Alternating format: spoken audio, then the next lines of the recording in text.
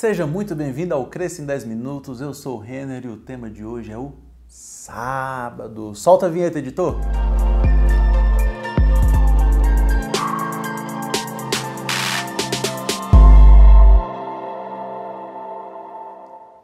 Nesse vídeo de hoje, estamos dando continuidade ao nosso vídeo da semana passada. Se você não assistiu o vídeo da semana passada, eu recomendo muito que você assista e o link dele está aparecendo aqui na tela para você agora. Não tá, Lisa?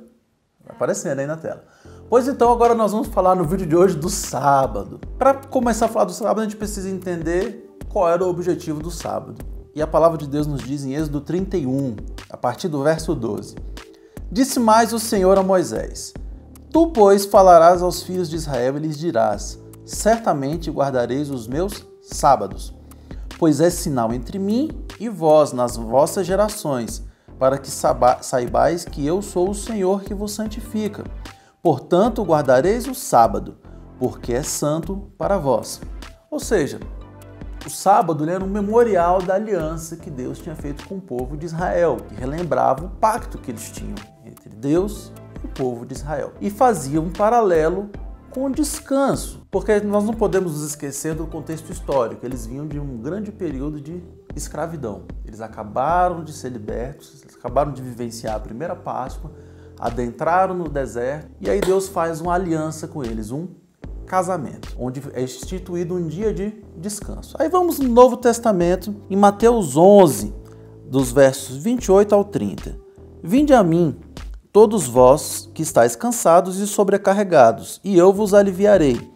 Tomai sobre vós o meu jugo e aprendei de mim, porque sou manso e humilde de coração, e achareis descanso para a vossa alma, porque o meu jugo é suave e o meu fardo é leve. Aqui é Jesus fazendo um convite a todos quantos estiverem cansados e sobrecarregados. Nós possamos encontrar descanso nele.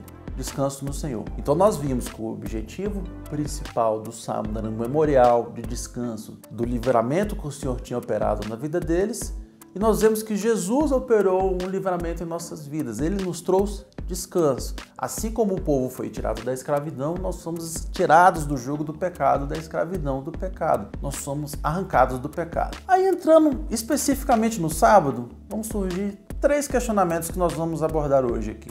Primeiro, o que o Novo Testamento nos diz sobre o sábado? 2. Como eu devo me portar diante de quem guarda o sábado? E 3. Por que a igreja guarda, observa e faz a guarda basicamente nos domingos? A maioria das igrejas se reúne aos domingos. Muitas pessoas respondem a primeira pergunta com a terceira pergunta, o que eu não considero ser a maneira ideal e correta de abordar esse tema. Então vamos ver, primeiramente, o que o Novo Testamento nos diz sobre o sábado. E eu não posso começar por outro texto, senão Colossenses 2, a partir do verso 16. Olha o que diz a palavra de Deus, o apóstolo Paulo nos escreve em Colossenses capítulo 2, verso 16. Ninguém, pois, vos julgue por causa de comida e bebida, ou dia de festa, ou lua nova, ou sábados, porque tudo isso tem sido sombra das coisas que haviam de vir. Porém, o corpo é de Cristo. Ninguém se faça árbitro contra vós outros, pretextando humilde e culto aos anjos, baseando-se em visões, enfatuando sem motivo algum na sua mente carnal.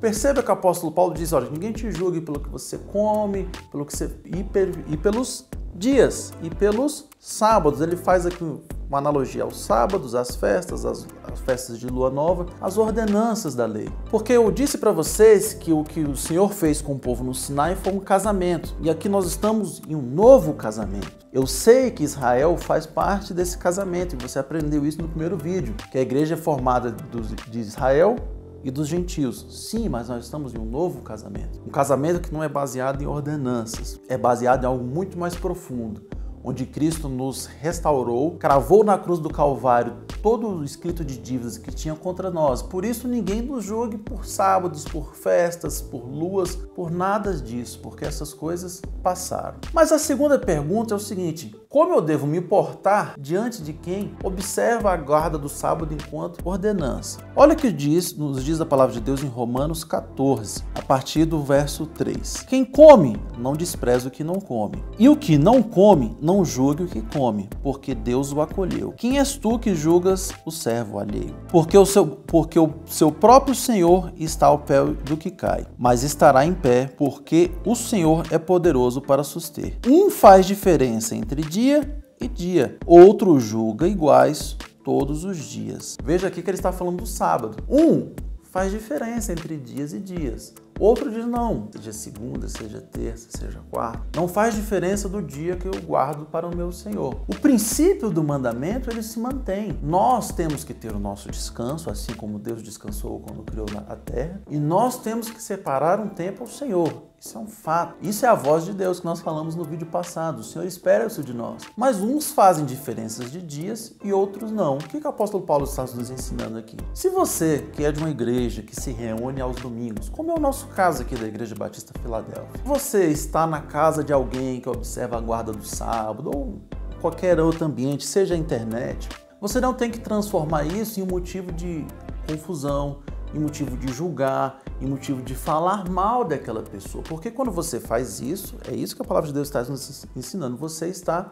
errado. Você está errado. Nós aqui na nossa igreja, Igreja Batista Filadélfia, nossos cultos são aos domingos. Mas isso não quer dizer, isso não me dá o direito de julgar e falar mal de quem faz diferente de nós. Perceba que o Evangelho é baseado na liberdade que Cristo nos trouxe, não na liberdade para julgarmos e nos fazermos juiz sobre as pessoas. Perceba que o apóstolo Paulo diz o seguinte: quem é você para julgar o servo do outro? Porque nós somos servos de Deus e não servos. Não as pessoas são os nossos servos. Então nós não temos que julgar as atitudes das pessoas. E isso é muito importante. Principalmente nesse mundo de internet, onde cada um quer provar o seu ponto de vista, cada um quer provar que tem razão, cada um quer provar que é o dono da verdade. E não é assim que nós temos que nos portar. Então, em primeiro lugar, nós vemos que o Novo Testamento nos mostra que não devemos nos apegar a dias. 2, não devemos julgar aqueles que se apegam a dias. E 3, a terceira pergunta: por que as igrejas evangélicas, em sua maioria, se reúnem aos domingos? Aí entra uma seguinte questão. Alguns vão poder te responder o seguinte: olha, isso aí foi Constantino, no século IV, que introduziu isso na igreja, junto com várias outras coisas ele introduziu na igreja, onde desviou a igreja do seu foco principal. E isso não é verdade, isso não é verdade. A igreja, desde o seu primórdio, escolheu o domingo como dia de servir ao Senhor. Por quê? Porque o domingo foi o dia que Jesus ressuscitou. Logo, a resposta para nós não guardarmos o sábado não está no fato de no domingo ter sido a ressurreição. A resposta está no que nós acabamos de ler do texto sagrado. Mas nos reunimos ao domingo, temos escolhido esse dia, se dá pelo fato da ressurreição de Cristo ter sido ao domingo. Se em um domingo. Veja o que diz a palavra de Deus em Atos, capítulo 20, a partir do verso 7. No primeiro dia da semana, estando nós reunidos com o fim de partir o pão. Veja que a igreja primitiva já se reunia aos domingos. 1 Coríntios 16, verso 1. Quanto à coleta para os santos, fazeis vós também como ordenei a igreja da Galácia, no primeiro dia da semana.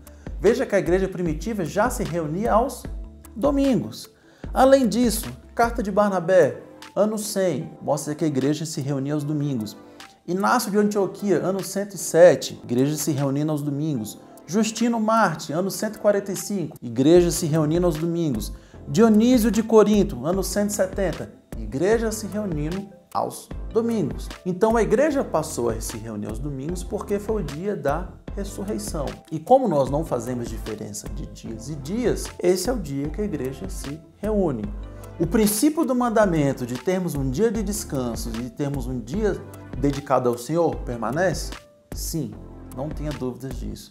E não devemos julgar, nos colocando como juiz acerca de quem faz diferente. Agora, o que não pode ocorrer é o seguinte: é a pessoa achar que pelo fato de alguém guardar ou não o sábado, essa pessoa vai ser salva ou não. Aí isso não tem respaldo bíblico. Espero ter tirado as suas dúvidas sobre o sábado. Comente aqui embaixo, compartilhe esse vídeo, deixe o seu like e até semana que vem.